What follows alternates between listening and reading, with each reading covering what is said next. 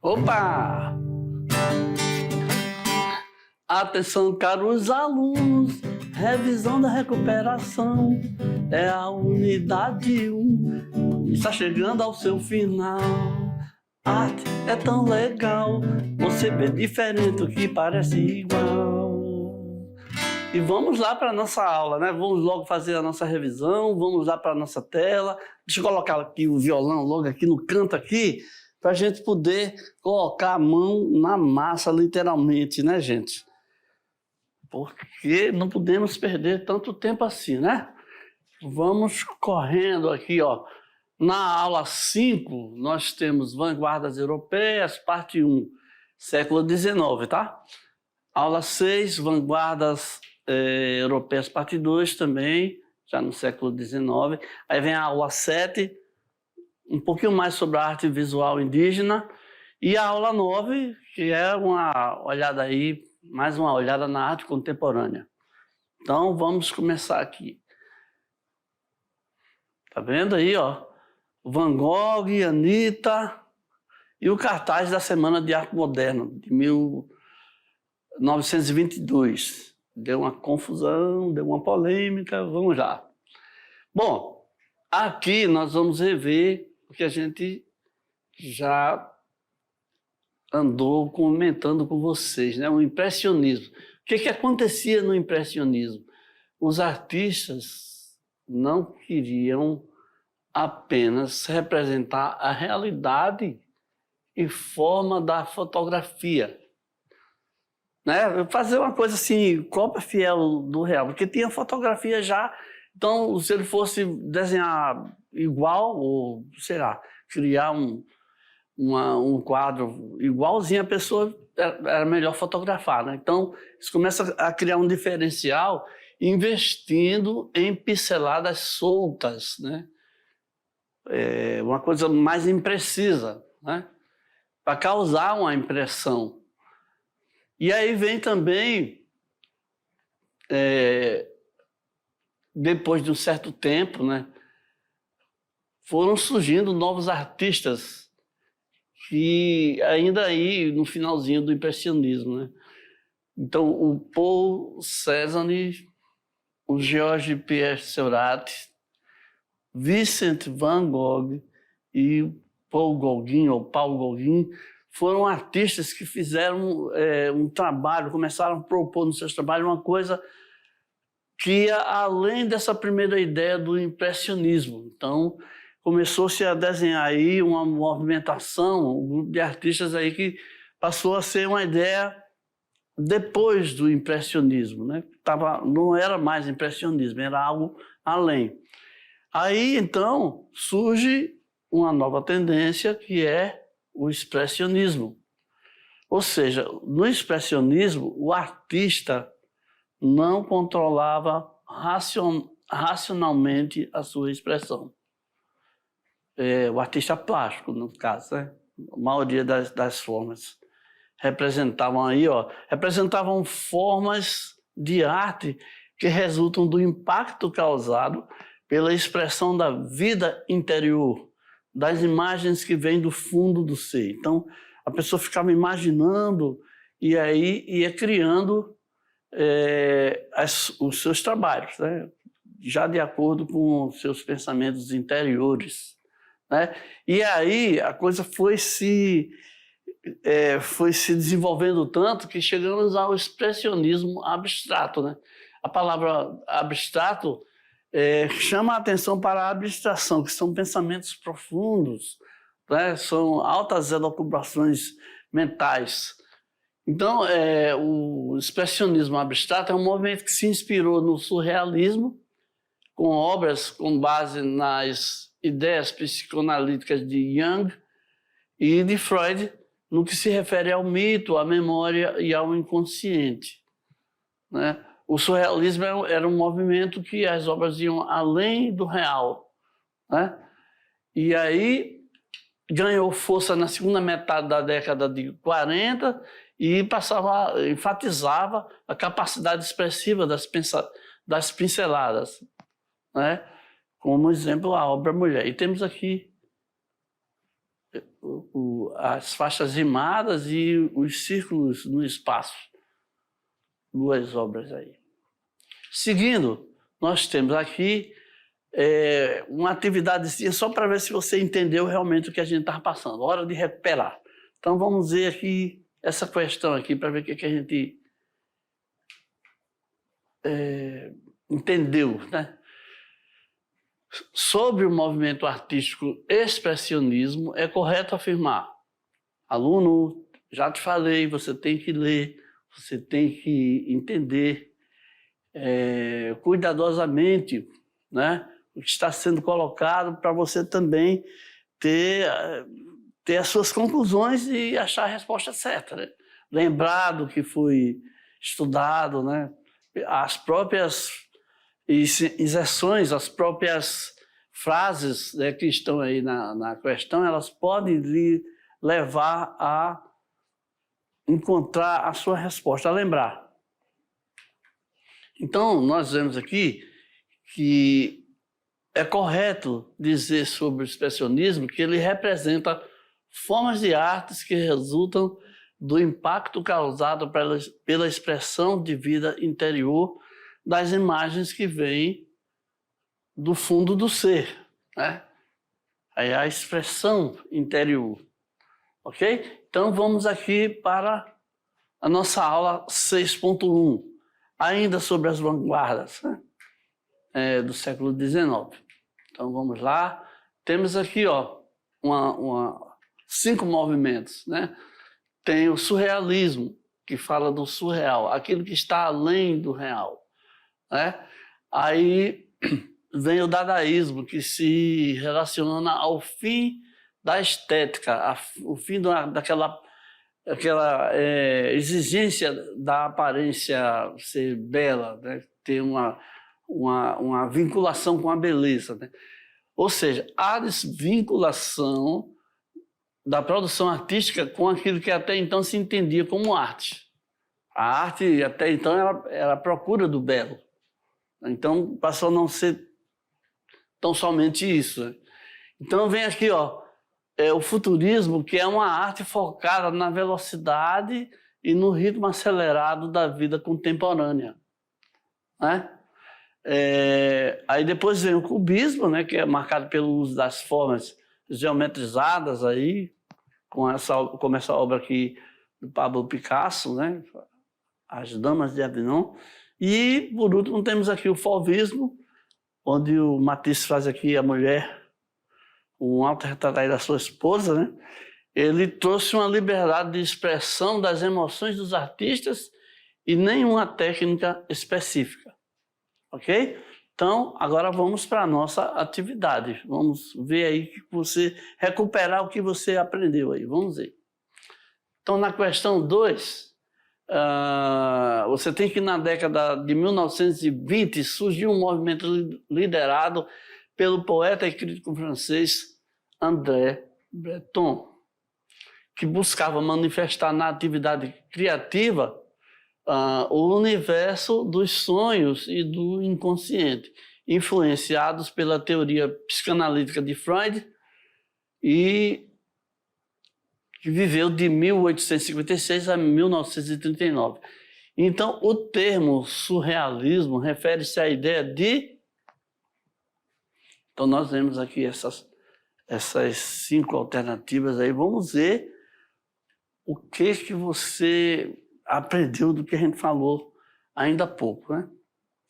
Então, nós vemos que a palavra surrealismo refere-se a algo além da realidade, porque esse prefixozinho aqui, ó, sur, né, significa além do realismo.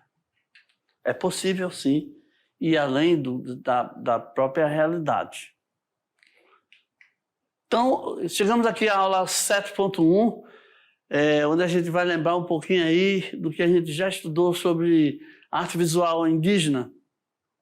Estamos vendo aí belíssimas produções, e aí a gente chega no seguinte: a arte indígena está presente na essência do povo brasileiro. É um dos pilares para a cultura do nosso país, ou seja, os primeiros habitantes do território nacional. É a sua produção. Então, nós estamos vendo aqui, ó, uma peça Suruí, aqui de Rondônia. E temos também aqui, ó, a arte oral Paeté Suruí de Rondônia. Nós estamos vendo aí pinturas, colares, produções, né, que mostram aí os pajés Suruí.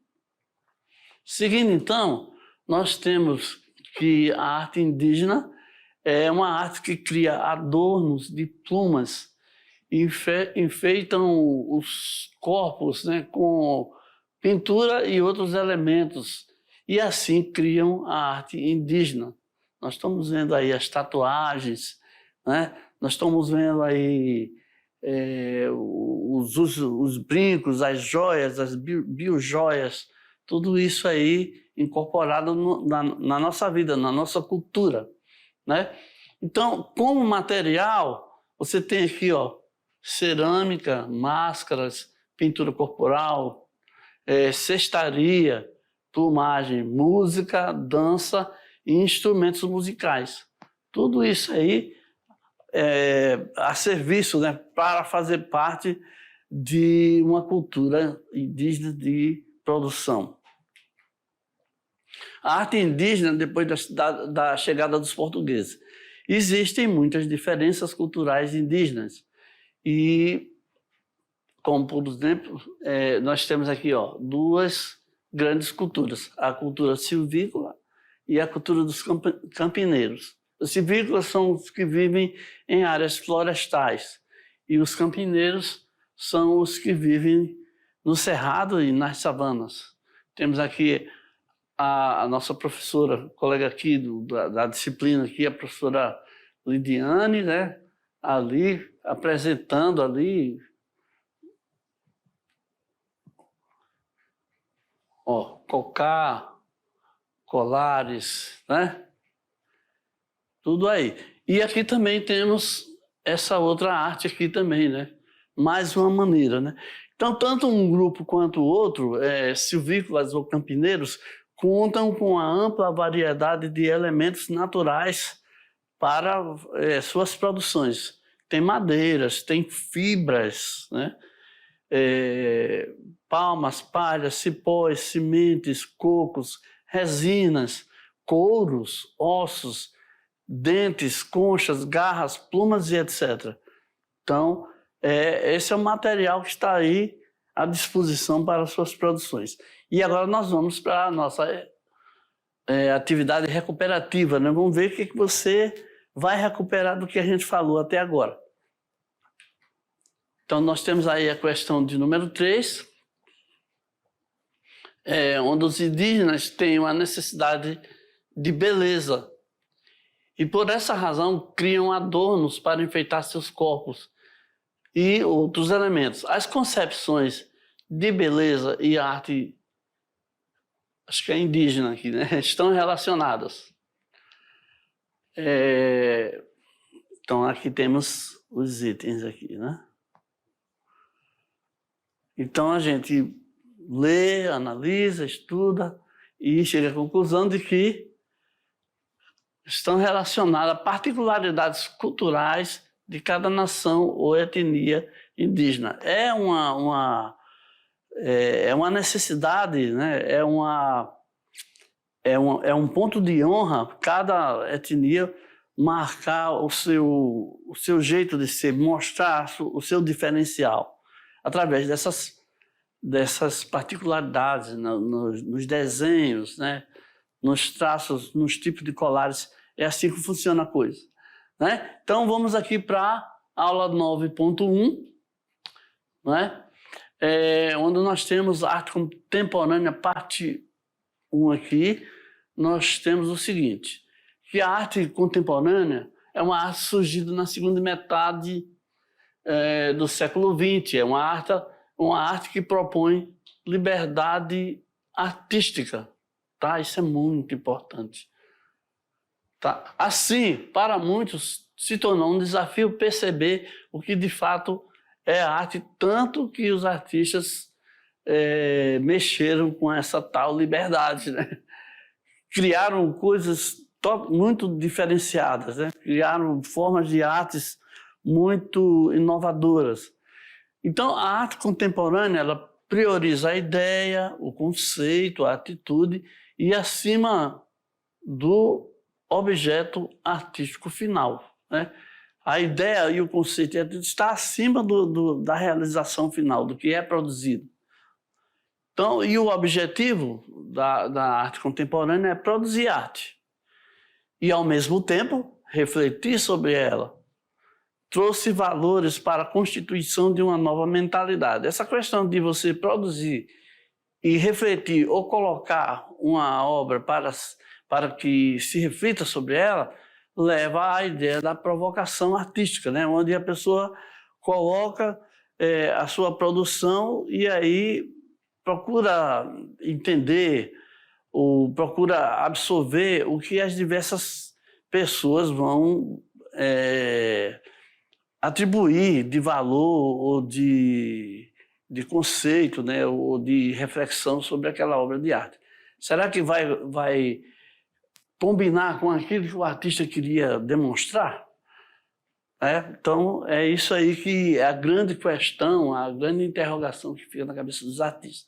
Vamos ver, então, algumas das novas formas de arte, né? Como a pop art, que é uma arte que atém-se à documentação objetiva dos fetiches e dos símbolos da civilização. Ou seja, ele procura demonstrar, através de colagens, né? Através de, como é o caso aqui, ó.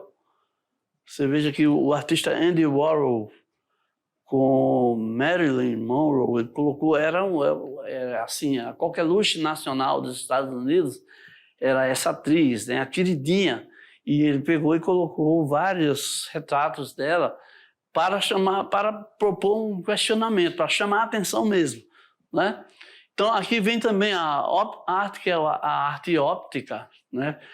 Que é uma arte que mexe com o nosso olhar, com o nosso entendimento através do que a gente vê, né? Então, ela propõe produzir efeitos visuais de relevo, profundidade ou movimento a partir de linhas e cores planas e estáticas.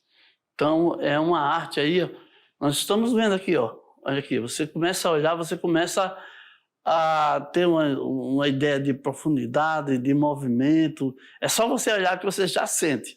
E aí vem a arte povera. A arte povera é uma arte que se utiliza de materiais alternativos, né? Vamos dizer assim.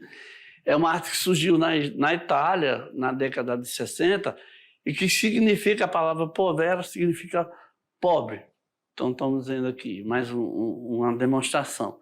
O que acontece é que essa forma de arte aí, ela acaba nos levando a refletir sobre novas utilizações de material, né? Então, vamos aqui recuperar aqui o que a gente estudou através dessa atividade aqui. Na questão 4, né, você vê aqui sobre a arte contemporânea, analise essas alternativas aí, a seguir, leia com muito cuidado, que você vai chegar aí. Eu acho importantíssimo que você, aluno, leia, que você procure entender, porque na hora que você vai fazer uma prova, alguma coisa assim, você está sozinho, né? É você e você. Então, depois de ler, você vai chegar à conclusão que a alternativa correta é o seguinte: propõe liberdade artística. A ideia é produzir arte e, ao mesmo tempo, refletir sobre ela, porque trouxe valores para a constituição de uma nova mentalidade sobre o que é arte. Então, arte contemporânea, é isso aí. Gente, chegamos aí ao final da nossa aula, espero que vocês façam uma ótima avaliação.